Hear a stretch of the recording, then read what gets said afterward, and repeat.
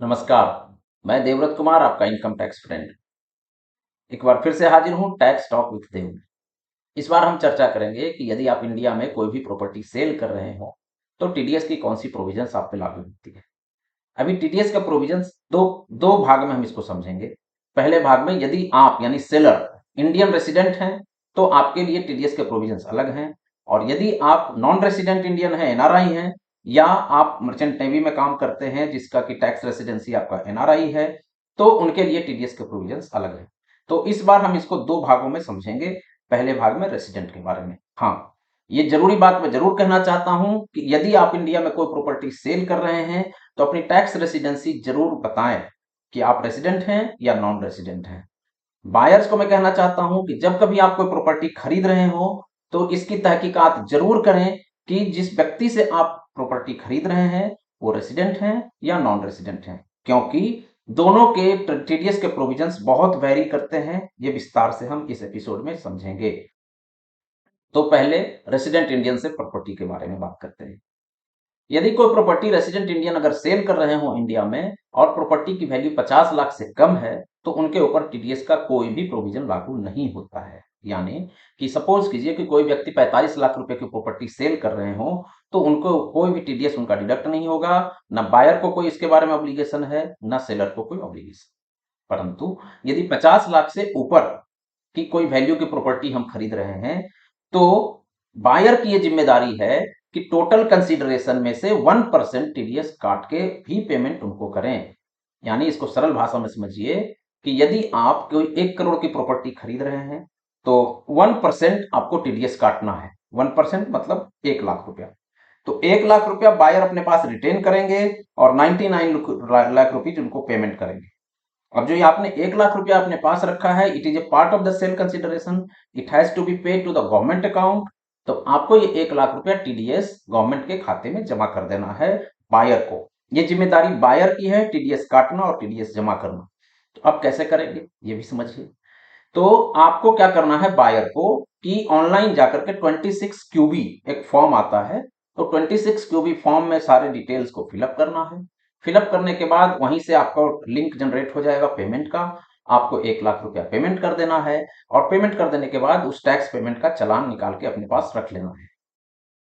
ज्यादातर लोग यहां तक आकर रुक जाते हैं और सोचते हैं कि हमने तो पेमेंट कर दिया और 26 क्यूबी भी हमने जनरेट कर लिया तो हमारा काम खत्म हो गया। जबकि इसके अलावा भी एक काम आपका पेंडिंग है। बायर को क्या करना है, पेमेंट करने के 8-10 दिन के बाद उनके ट्रेसेस पोर्टल पे जाके फॉर्म नंबर 16B जनरेट करना है। फॉर्म नंबर 16B क्या है? ये एक सर्टिफिकेट है, टीडीएस सर्टिफिकेट है, जो आप यानी बायर उसको जनरेट करके उसको साइन कर करके और सेलर को देंगे ताकि सेलर अपने रिकॉर्ड में उसको रखें और जब कभी उनको अपना टैक्स क्रेडिट लेना होगा रिटर्न में तो वो क्रेडिट वहां से वो ले सकते हैं। इस प्रकार से जो 1 लाख रुपया आपने रिटेन करके रखा वो पेमेंट करना है।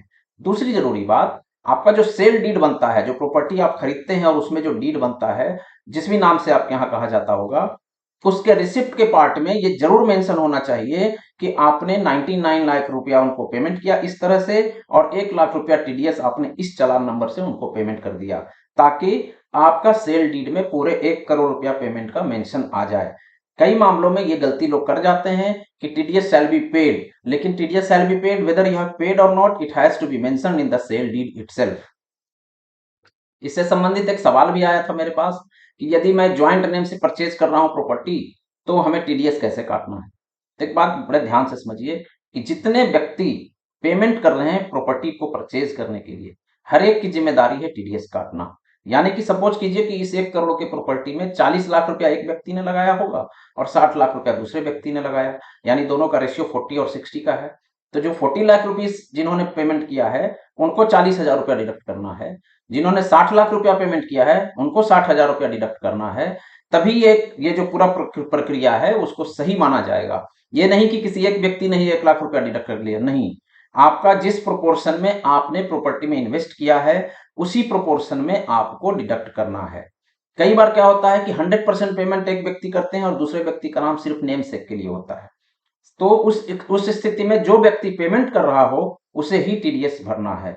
ये इस तरीके से अगर आप काम करेंगे तो ये आपको भविष्य में भी जाकर के इसका बहुत सारा लाभ मिलेगा। जब कभी आप इस इन्वेस्टमेंट को बेचना चाहेंगे, जब आप इसको लिक्विडेट करना चाहेंगे, वहां पर ये रेशियो को डिसाइड करने में भी बहुत मददगार साबित होगी। तो ये सारी बातें, छोटी छोटी बातें ध्यान रखना है। दूसरी बात, अगेन मैं बोलता हूं कि आप कोई भी इस तरह की बातें हो तो आप अपने टैक्स एडवाइजर की सलाह जरूर लीजिए। ये सारी बात मैंने कही रेसिडेंट इंडियन से, जब आप प्रॉपर्टी खरीद रहे हैं या रेसिडेंट इंडियन कोई प्रॉपर्टी बेच रहे हैं। अब अगले अगले जो इसके दूसरे भाग में हम चर्चा करेंगे, जो बहुत ही जरूरी है, कि अगर आप नॉन रेसिडेंट हैं, आप एनआरआई हैं और इंडिया में प्रॉपर्टी सेल करना चाहते हैं, लेकिन बहुत बड़े टीडीएस के रेट को सुन करके या जान करके आप पीछे हट जा रहे हैं या डील नहीं कर रहे हैं, या आपको रास्ता नहीं मिल रहा है, या आप कोई गलत रास्ता अपना रहे हैं, बिल्कुल ऐसा कुछ मत कीजिए। अगले भाग को, इस एपिसोड के अगले भाग को देखिए, आपकी सारी डाउट्स क्लियर हो जाएंगे, सारे रास्ते मिल जाएंगे। बायर्स और सेलर्स दोनों बहुत ध्यानपूर्वक अगले एपिसोड को समझिए कि अगर कोई व्यक्ति किसी नॉन रेसिडेंट व्यक्ति से प्रॉपर्टी खरीद रहा है इंडिया में, तो टीडीएस के ऊपर कौन से प्रोविजंस लागू होते हैं। तो बने रहिए हमारे साथ। Thank you very much.